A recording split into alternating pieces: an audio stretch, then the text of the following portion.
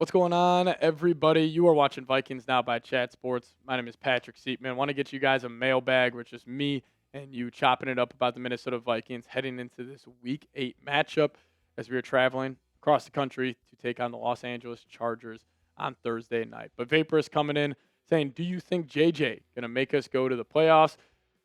I mean, it's not looking like it right now, if I'm being honest.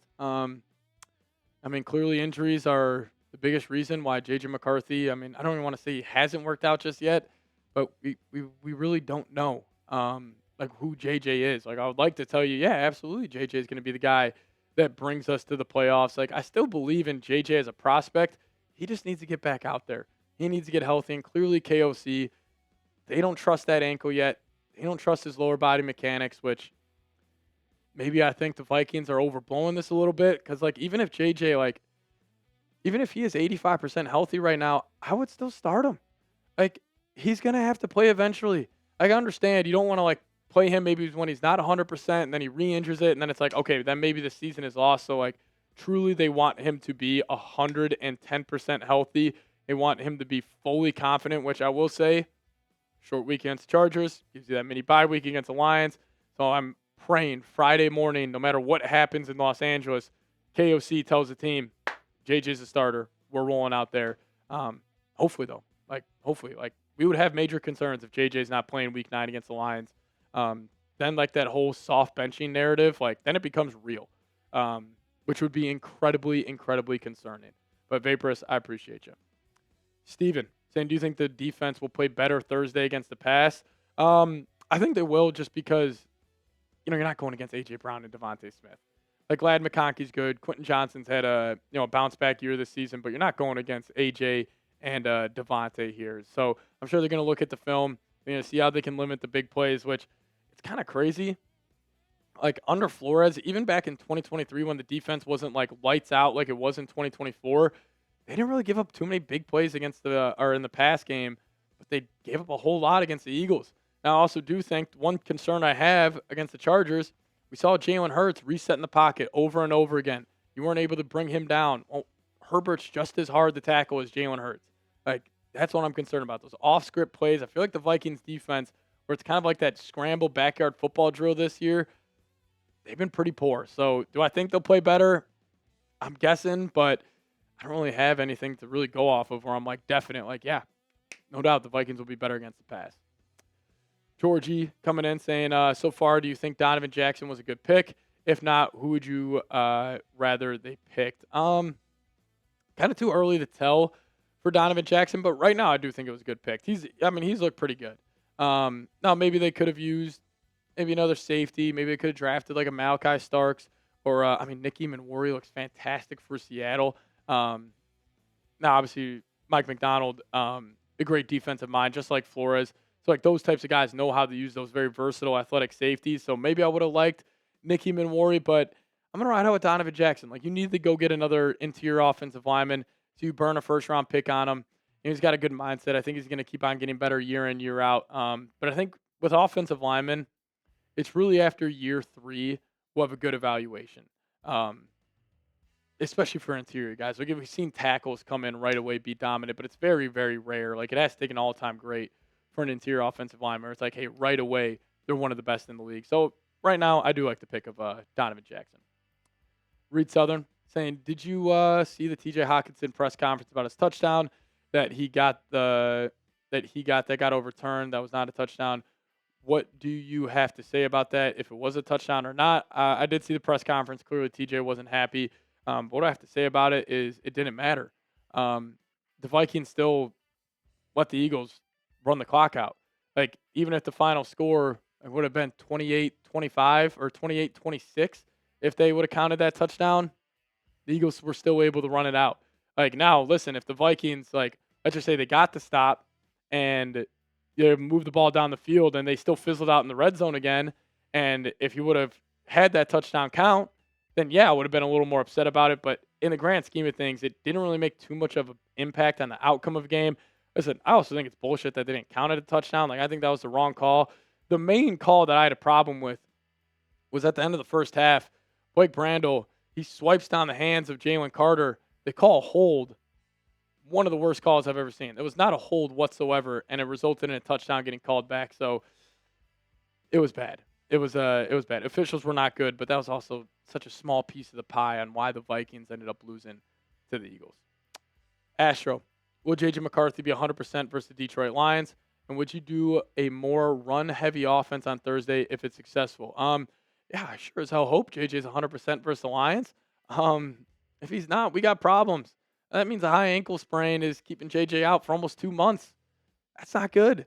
And also, if he doesn't play and KOC says he's not 100%, I'm gonna start thinking KOC like this whole soft benching narrative was like actually true, and he is soft benching JJ. Like I still think he's true to his word right now that he doesn't think JJ is 100% healthy. And I will say, even though I would have some interest in playing JJ at 90, 95% healthy, it is incredibly risky on a short week where injuries happen a lot on Thursday Night Football. Like, what if they forced JJ back out there and then he got rehurt and it was like the same ankle? Like, then we would be all calling for KOC's head. But in terms of them being a more run heavy offense on Thursday, it should have been a more run heavy offense for the last 4 weeks with Wentz. You have a quarterback in Wentz where he's a volatile player, where he'll have some great plays, he'll have some really bad plays. And if you just keep on giving him dropbacks, like he is going to fuck up many, many times, like he did against the Eagles. He was missing wide open targets. And clearly KOC, like you saw it early in that game against the Eagles, he wasn't settled in. He wasn't locked. I don't know why he didn't stay with the run. It's not like you were down 3 possessions. Like, yeah, you were down 2 possessions for a majority of that game, but that doesn't mean you can completely abandon the run. So this Thursday, you have to. Running backs have been killing the Chargers over the last 3 weeks. So hopefully the Vikings, get Jordan Mason the ball a whole lot. But you guys let me know. Predict the score for me in this Thursday Night Football matchup. Minnesota Vikings versus Los Angeles Chargers. I'm actually predicting the Chargers win. I don't have a good feeling about this game. I'm going to go 24-20 in favor of the Chargers. I think it's going to be very similar to the Rams game last year where you just kind of couldn't get anything going offensively. The defense kind of kept you in that game. But I just don't have any faith in this team right now. But you guys let me know. Predict score, Chargers, Vikings, down below. Now we'll get to more of you guys' questions here in a second. But before we do so, got to tell you guys about today's presenting sponsor, and that is PrizePicks. Now, if you guys want to download the PrizePicks app and plug in promo code CLNS, we'll hook you guys up with $50 in lineups after you play your first $5 lineup. That's code CLNS to get $50 in lineups after you play your first $5 lineup. Now, PrizePicks, you and I make decisions every day, but on PrizePicks, being right can get you paid. So don't miss any excitement this football season on PrizePicks, where it's good to be right. Now, PrizePicks has a new feature called Stacks, meaning you can pick up to the same player 3 times in the same lineup. If you want to pick more on Josh Allen's pass yards, rush yards, and touchdowns, now you can't pick all of them in the same lineup, only on PrizePicks.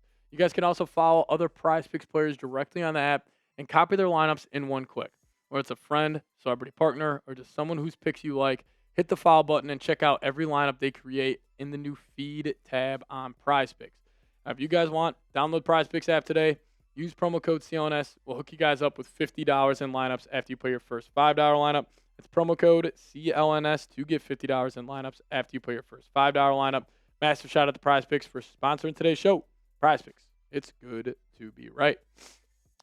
Big old beast. Would you trade for a backup quarterback? No, I would not. One, there's not too many good options out there right now. And plus the Vikings, like, you can't give up draft capital for a backup quarterback for one game. Like, if you are going to take KOC or KOC's word that JJ will be back week 9, like, you just kind of ride out with what you have. So trading for a backup, like, maybe if they knew this JJ McCarthy injury at first was going to keep him out 2 months, yeah, I would have had some interest in trading for a backup, but it's almost too late in that process right now. So, Big Obese, I appreciate you, but I'm going to say no to that question. The Colin guy saying, would you rather have Josh Dobbs or Carson Wentz as the starter? That's a good question. Man,